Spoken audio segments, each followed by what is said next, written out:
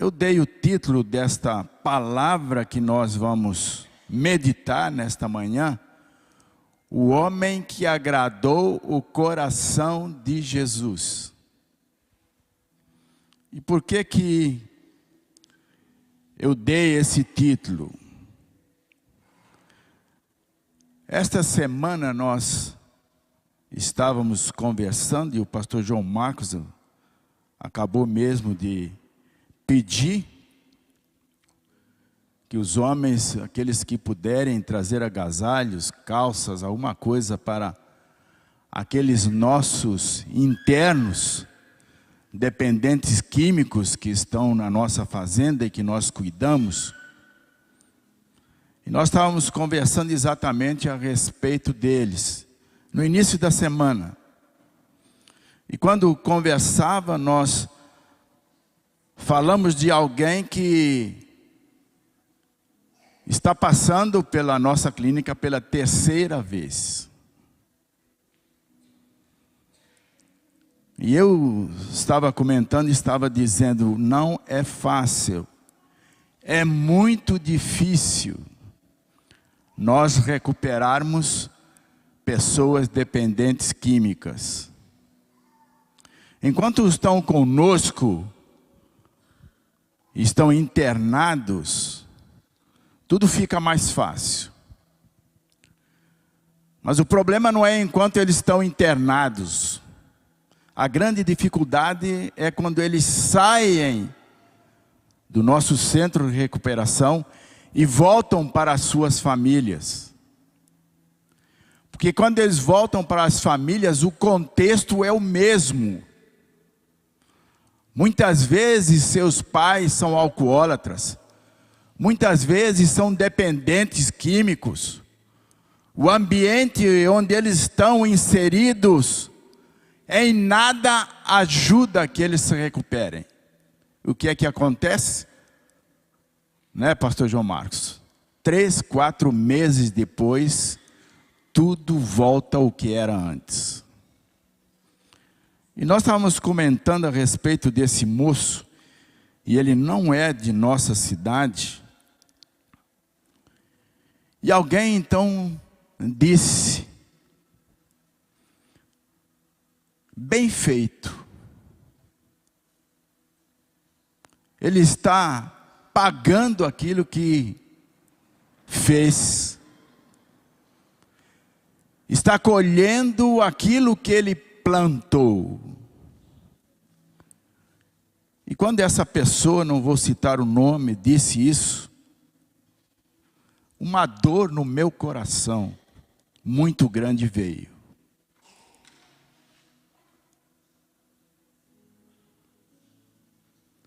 Eu fiquei extremamente triste.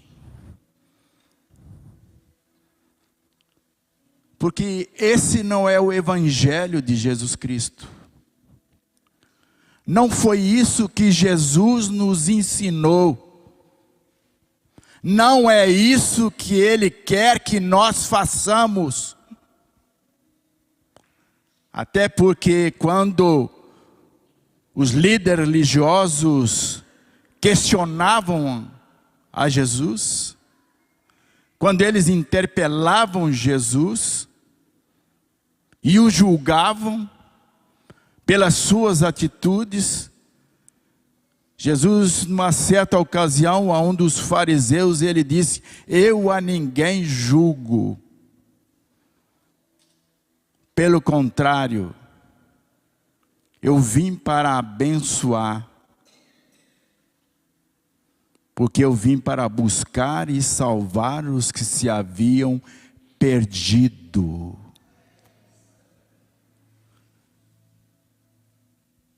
Essa é a missão da igreja, irmãos. E nós não podemos perder o foco. Porque esse é o verdadeiro evangelho que Jesus mandou que nós fizéssemos e que nós realizássemos. Mas infelizmente, nas nossas igrejas, Parece que nós nos perdemos.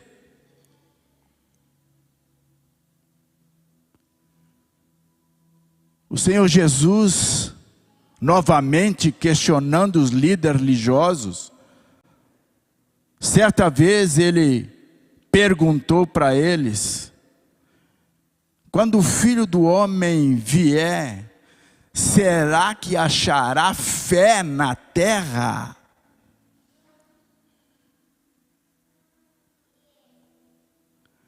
Porque na realidade, a palavra de Deus vai nos mostrar que a fé vai esfriar. E ele também diz que nos últimos dias o amor cessará.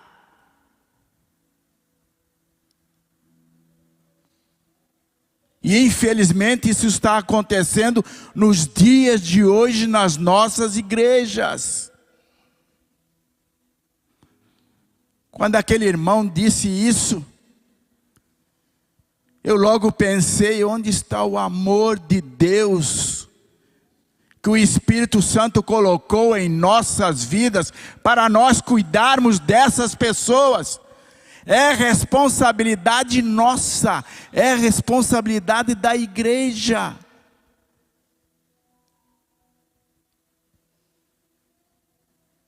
E parece que nós nos esquecemos, e diante do nosso comodismo, da nossa indiferença, a nossa religiosidade nos leva ao puritarismo. E sabe mais de uma coisa? O puritarismo nos leva a nós acharmos que somos melhores que os outros.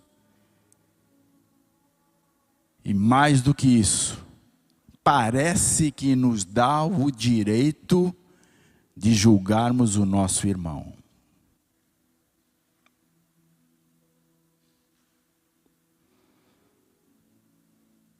Eu quero contar para vocês uma experiência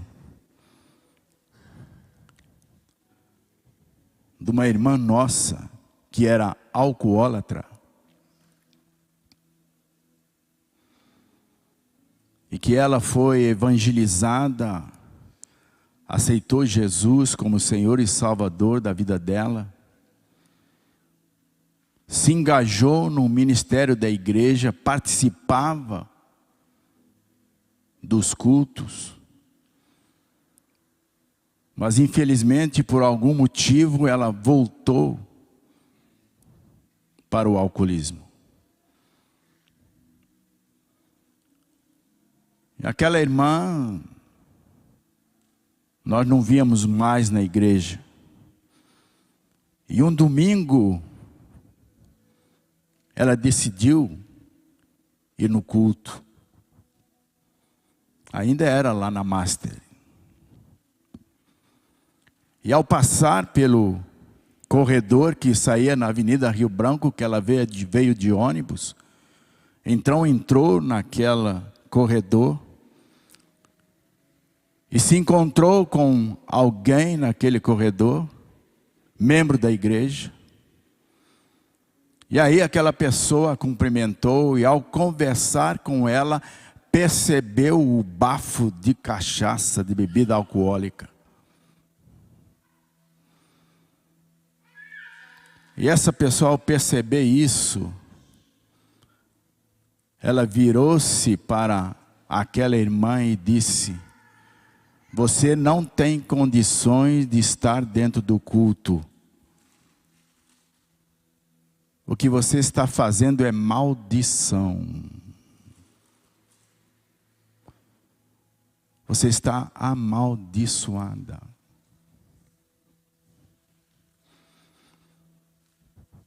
Aquela irmã desabou. E sabe o que aconteceu? Simplesmente ela voltou e foi embora.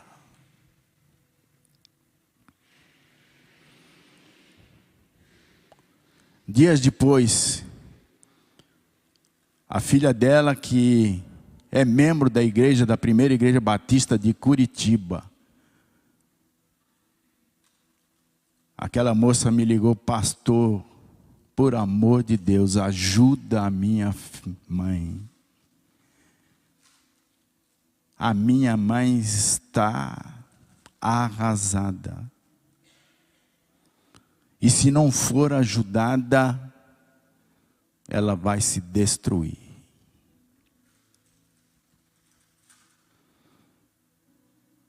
Eu disse para aquela moça: pode deixar que eu vou visitar a sua mãe. Fui na casa dela, e quando cheguei na casa dela, aquela irmã estava num estado lastimável.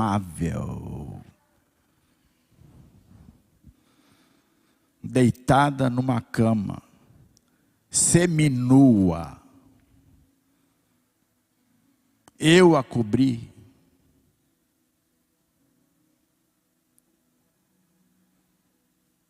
E alguém que estava com ela virou: pastor, olha debaixo da cama, vê o que o senhor vai encontrar. Debaixo daquela cama, não sei se vocês já viram, tinha umas garrafinhas pequenas de cachaça, mas muitas garrafas de cachaça. E aquela irmã só dizia, ainda que embriagada: pastor, me ajuda, pastor, me ajuda, pastor, me ajuda, pastor, me ajuda.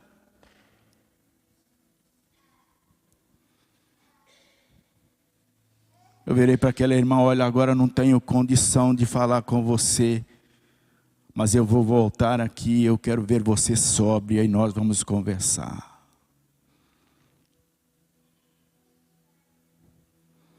Assim fiz. Fui na casa dela, conversei com ela. Ela tinha se separado há muito tempo do seu esposo. Mas por misericórdia, a casa onde ela morava, a casa era dela. E por misericórdia ele deixava aquele homem morar em casa, porque ela dizia: olha, se eu botar esse homem daqui para fora, ele não tem onde morar e vai morar na rua. E eu não tenho coragem de fazer isso. Quando ela disse isso, sabe o que eu falei para ela? O amor de Deus ainda está dentro de você. O amor de Deus ainda está dentro de você. Eu virei para aquela irmã e disse para ela: minha irmã, você tem condição de sair daqui? Porque com esse homem dentro de casa, porque ele era alcoólatra também, e ele é que trazia as bebidas, você tem como sair daqui, alugar uma casa, alugar um apartamento, para você sair desse ambiente? E aquela irmã disse: pastor, tenho sim. Eu disse para ela: faça isso o mais rápido possível. E ela o fez. E ao fazer, aquela mulher foi se recuperando novamente, passou a vir na igreja, e ela foi completamente restaurada.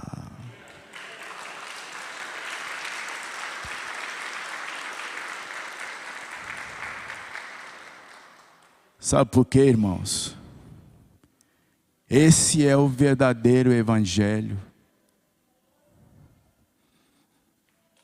A palavra de Deus, eu quero que vocês abram as suas Bíblias, mesmo antes de nós abordarmos esse assunto que eu quero falar com os irmãos. Nós devemos ter muito cuidado. E às vezes as nossas palavras, em vez de abençoarem, amaldiçoam as pessoas. E nós não temos esse direito. Lá em Tiago, no capítulo 4, a partir do verso 11, a palavra de Deus vai dizer: irmãos, não faleis mal uns dos outros. Aquele que fala mal do irmão ou julga seu irmão, fala mal da lei e julga a lei. Ora, se julgas a lei, não és observador dela, mas juiz. Um só é legislador e juiz, aquele que pode salvar e fazer perecer. Tu, porém, quem és que julgas o teu próximo?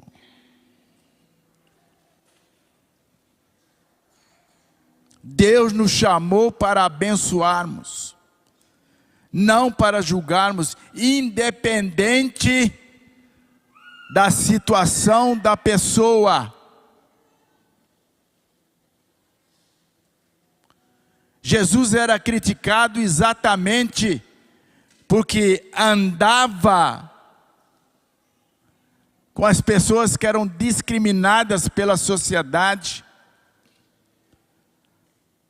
andava com aqueles que eram inimigos dos líderes religiosos.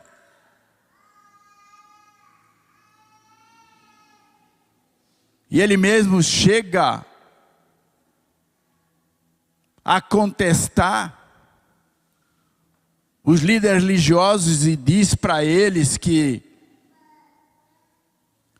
as meretrizes ou as prostitutas e os publicanos chegarão antes no reino dos céus.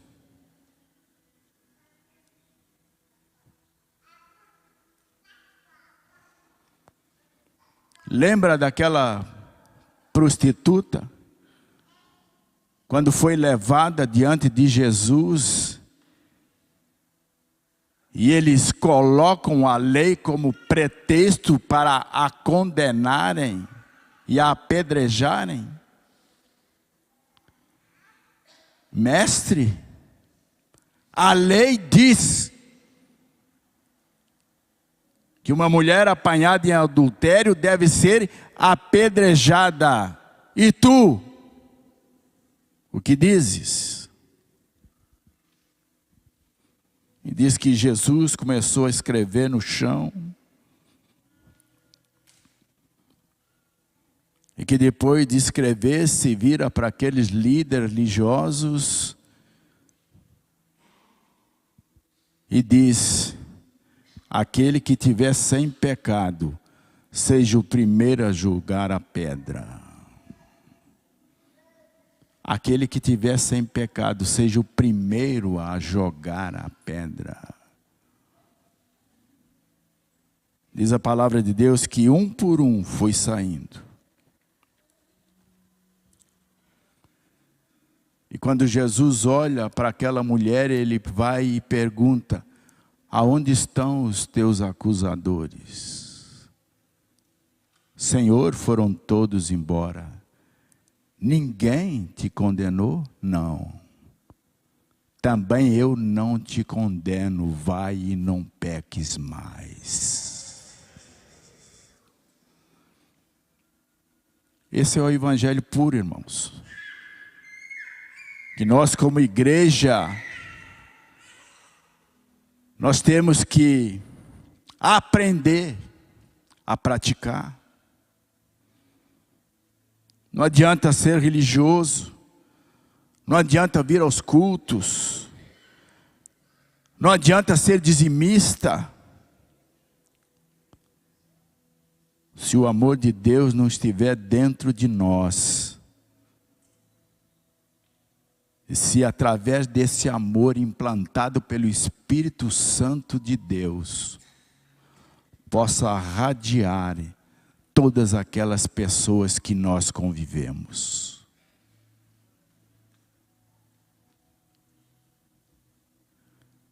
No capítulo 10 de Lucas, Jesus vai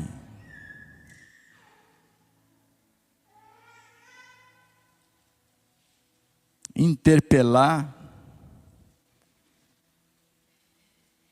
um doutor da lei, alguém que conhecia a lei.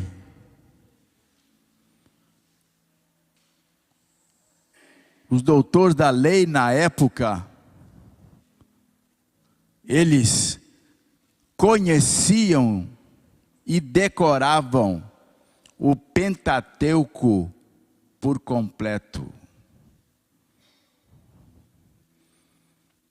E para provocar Jesus, esse homem então vai até ele, e diz a palavra em Lucas 10, 25, e eis que um certo homem, intérprete da lei, se levantou com o intuito de pôr Jesus em prova, questionar a Jesus. E disse-lhe: mestre, que farei para herdar a vida eterna? Como que se ele não soubesse. Ele conhecia e sabia o que estava escrito na lei, mas ele queria provar a Jesus, porque eles diziam que Jesus, ele não cumpria a lei, e que agora estava anunciando algo que não continha e nem estava na lei de Moisés, que bastava praticar o amor e não precisava cumprir a lei. Isso era suficiente para herdar o reino dos céus.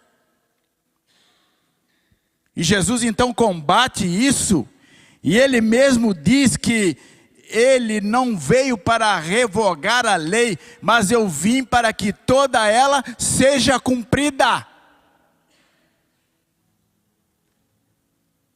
E quando aquele fariseu pergunta a Jesus qual é o maior mandamento, e aí Jesus vira e diz: amarás o Senhor teu Deus de todo o teu coração, com todo o teu conhecimento, com todas as tuas forças. E o segundo, semelhante a esse: amarás o teu próximo como a ti mesmo. E Jesus vai adiante e diz: esses dois mandamentos, se você realizar, você cumprirá toda a lei.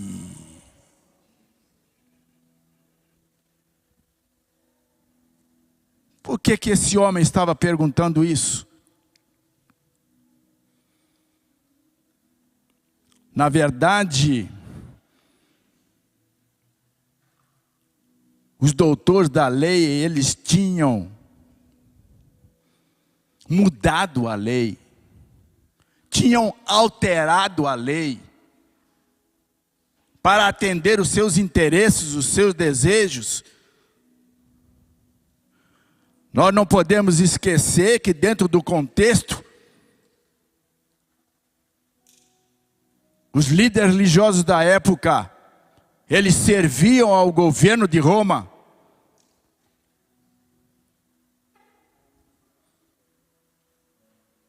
E então, ele faz esse questionamento a Jesus para o provocar. Interessante, irmãos, se você observar, a lei escrita por Moisés, dada por Deus a ele, lá em Deuteronômio 6, 5 e Levítico 19, 18,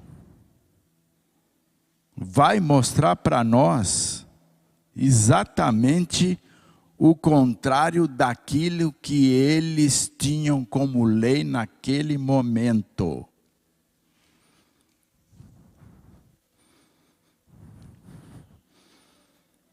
palavra de Deus diz, a lei que Deus deu a Moisés: amarás, pois, o Senhor teu Deus de todo o teu coração, de toda a tua alma e de toda a tua força. Estas palavras hoje te ordeno, estarão no teu coração, não te vingarás, nem guardarás ira contra o teu próximo e teu irmão, mas amarás o teu próximo como a ti mesmo. Eu sou o Senhor. A lei que Deus ordenara e dera a Moisés e que eles deveriam seguir. Sabe o que acontece? Eles alteraram a lei para atender os seus interesses e desejos, porque eles abominavam o povo, abominavam as meretrizes, abominavam as viúvas, abominavam os órfãos, discriminavam os mais pobres.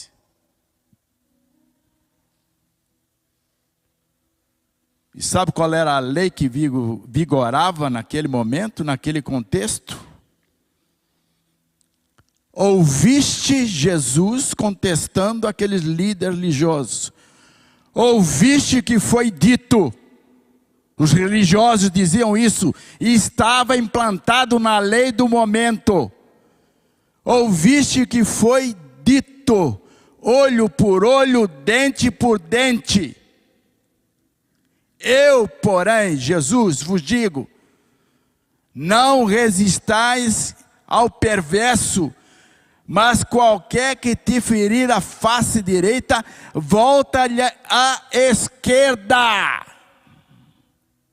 O que você acha?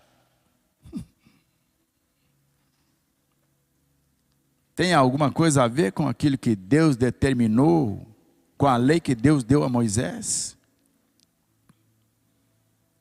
E Jesus continua: ouviste o que foi dito, amarás o teu próximo e odiarás o teu inimigo. Estava na lei. E era isso que eles praticavam. Eu, porém, vos digo, amai os vossos inimigos e orai por aqueles que vos perseguem. Difícil, né?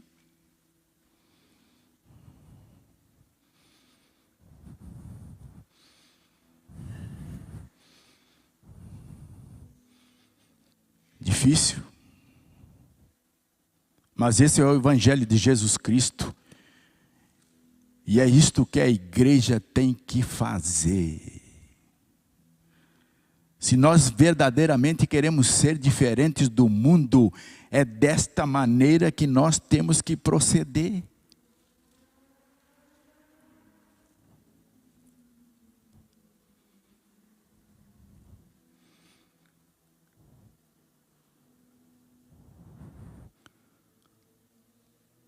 Estamos vivendo dias difíceis.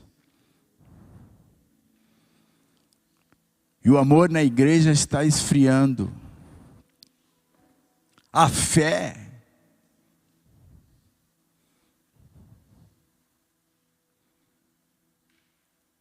e muitas vezes nós temos deixado de ouvir a voz de Deus para atender aos nossos desejos. Lembra daqueles discípulos que queriam seguir a Jesus?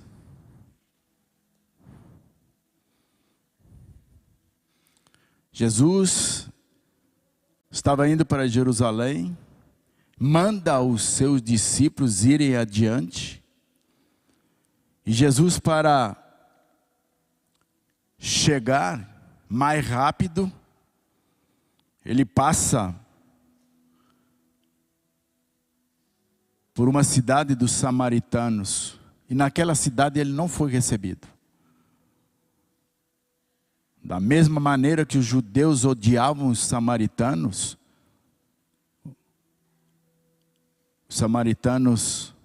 eles odiavam os judeus.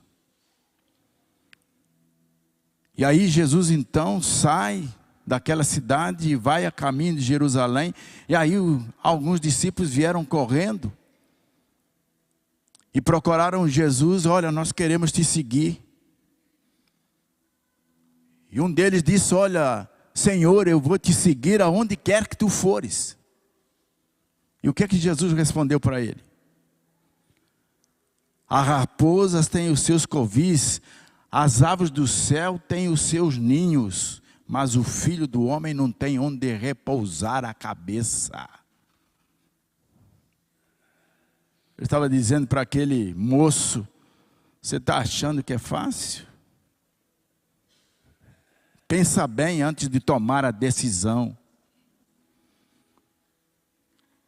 Diz que veio outro que queria seguir a Jesus e disse: Senhor, eu quero te seguir, mas me permite primeiro sepultar o meu pai. E Jesus então vira para aquele homem e diz: deixa os mortos enterrar os seus mortos, vem e prega o evangelho do nosso Senhor. Ele estava falando dele mesmo. Vem e prega. E ainda outro virou-se para Jesus e disse: Senhor, eu quero te seguir, mas deixa primeiro eu despedir-me da minha família, de todos que estão em minha casa. Mas Jesus volta-se para ele e responde: aquele que põe a mão no arado e olha para trás, não é apto para o reino dos céus. Servir a Jesus não é brincadeira.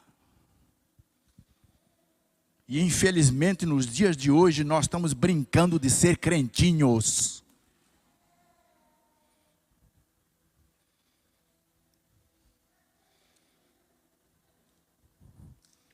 É sério, irmãos. Se nós verdadeiramente queremos seguir a Jesus, cada um de nós temos que viver verdadeiramente o evangelho dele. Porque ele nos deixou uma missão. A missão de propagar o nome dele. De anunciarmos ao mundo que ele é a única esperança do homem.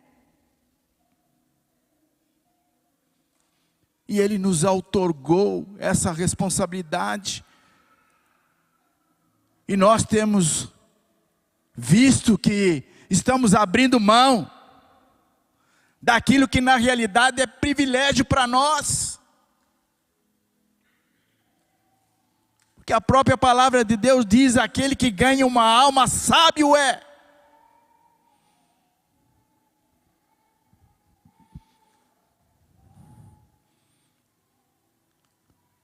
O que você vai apresentar a Jesus quando nós estivermos diante dele? Tinha um moço aqui na nossa igreja.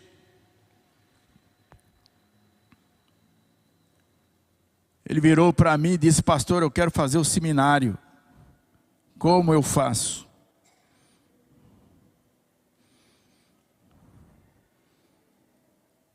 Eu disse: você tem convicção que é Jesus que está te chamando?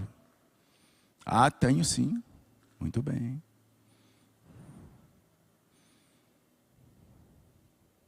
E aquele moço, por algum motivo, parou de vir na igreja. E eu perguntei para ele: você está sumido, o que está acontecendo? Ah, pastor, Eu trabalho de segunda a sábado. No domingo é o único dia que eu tenho para arrumar a minha casa e lavar a minha roupa.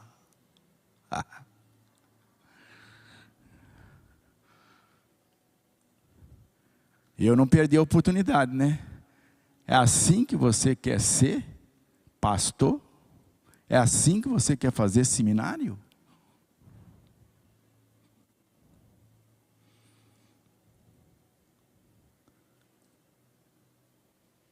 Eu quero ler rapidinho e estou terminando. O verso 26 diz assim: então Jesus perguntou: o que está escrito na lei? Como a interpretas? Jesus responde àquele homem com outra pergunta. A isto ele respondeu: amarás o Senhor teu Deus de todo o coração, de toda a tua alma, de todas as tuas forças, de todo o teu entendimento, e amarás o teu próximo como a ti mesmo. Conhecia a lei, sabia aquilo que era necessário fazer.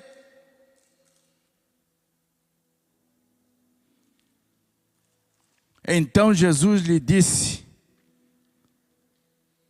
respondestes correto, muito bem, você está de parabéns, você conhece, faz isto e viverás, faz isso que você vai herdar o reino dos céus. Se você conhece, por que você não pratica? E muitas vezes essa é a realidade dentro de nossas igrejas. Nós sabemos, nós conhecemos, mas nós não realizamos. E se nós não realizamos, Deus não pode operar em nossas vidas. Deus não pode operar na vida de cada um de nós, nem fazer aquilo que Ele deseja, que são os seus propósitos para nós, de tal maneira que, ao Deus realizar a obra em nós, nós possamos realizar a obra na vida das outras pessoas. É assim que Deus age. Olha o que é que diz o verso 29. Ele, porém, querendo justificar-se, perguntou a Jesus: quem é o meu próximo? Quem é o meu próximo? E aí Jesus conta uma parábola para ele. Você não sabe? Eu vou te mostrar. Certo homem descia de Jerusalém para Jericó, e veio a cair em mãos de salteadores, os quais, depois de tudo lhe roubarem e lhe causarem muitos ferimentos, retiraram-se, deixando-o semi-morto. Esse homem estava descendo de Jerusalém para Jericó, e ele foi assaltado. Uma estrada íngreme. Jericó está a 228 metros abaixo do nível do mar.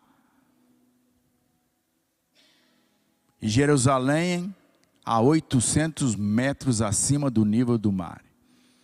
Um declive de quase 1.100 metros. Jericó ficava a 28 quilômetros de Jerusalém.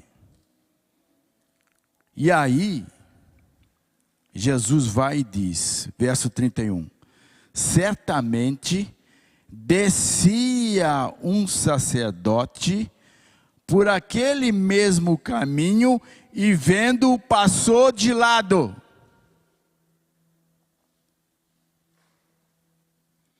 Semelhantemente um levita descia por aquele lugar e vendo-o também passou de largo. Interessante, né? Jesus está dizendo que ele estava descendo para Jericó. Tanto esse mestre, quanto também o levita.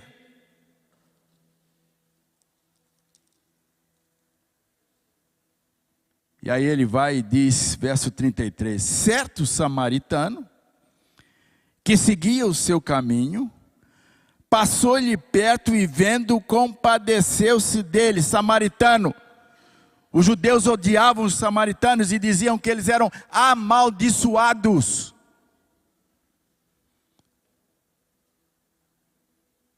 E chegando-se, pensou-lhe os ferimentos, aplicando-os óleo e vinho, colocando sobre o seu próprio animal, levou-o para uma hospedaria e tratou dele. No dia seguinte tirou 2 denários e os entregou ao hospedeiro, dizendo, cuida deste homem. E se alguma coisa gastardes a mais, eu vou te indenizar quando eu voltar.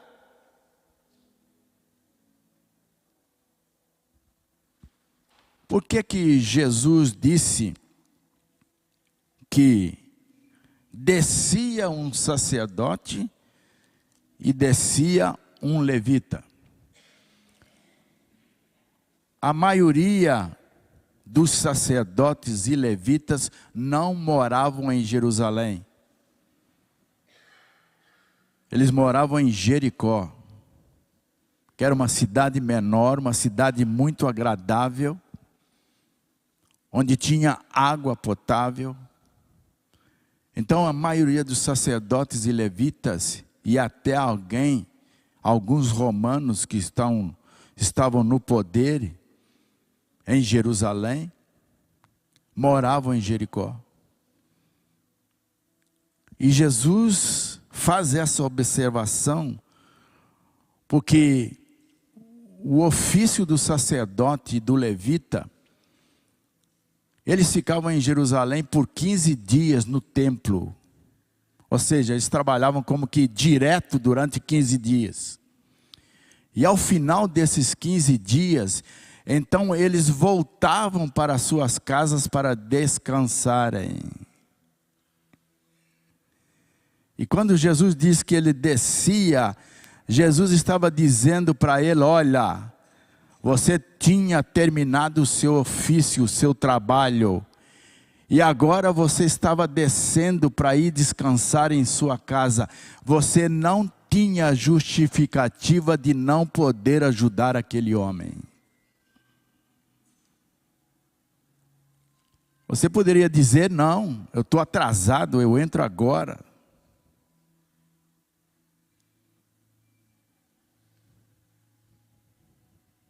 Meus irmãos.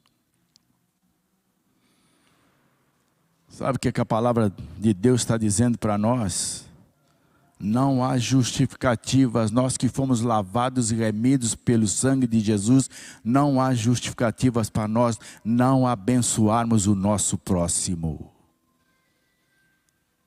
É isso que ele está dizendo aqui. Estou encerrando.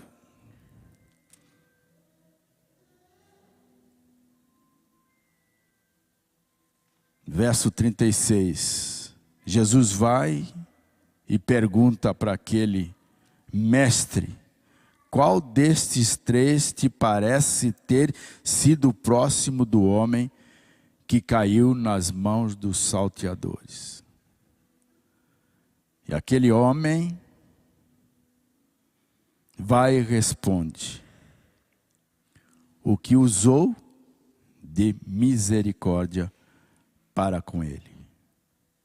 E Jesus então vira-se para ele e diz, vai e procede do mesmo modo, porque se assim fizeres, herdarás o reino dos céus.